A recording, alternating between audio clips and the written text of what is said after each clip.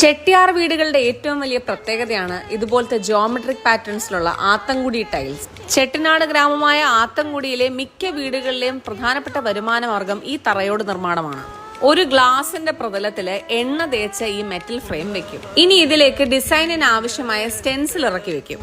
ഇതിലേക്ക് ചായം ഒഴിച്ചതിന് ശേഷം സ്റ്റെൻസിൽ മാറ്റി മണലും സിമെന്റും ചേർത്ത മിശ്രിതം നന്നായിട്ട് തൂകും. ഇതാണ് നമ്മുടെ ഡിസൈൻ. ഈ ഒരു ടൈല് 4 ചേരുമ്പോഴാണ് ഒരു പാറ്റേൺ ഫോം ചെയ്യുന്നത്. ഇതുപോലത്തെ ഒരു ടൈലിൽ തീരുന്ന ചെറിയ ഡിസൈനുകളും അവൈലബിൾ ആണ് കേട്ടോ. ഇനി ഇതിന്റെ മേലെ നല്ലപോലെ സിമെന്റ് തേച്ച് പൊത്തിയെടുത്തിട്ട് ആ മെറ്റൽ ഫ്രെയിം പയ്യെ അങ്ങ് മാറ്റും. എന്നിട്ട് ഇത് ഒരു ദിവസം മുഴുവൻ സൂര്യപ്രകാശത്തിൽ ഉണക്കിയതിന് ശേഷം ഇതുപോലെ വെള്ളത്തിൽ മുക്കി വെക്കും 8 തൊട്ട് 12 ദിവസം.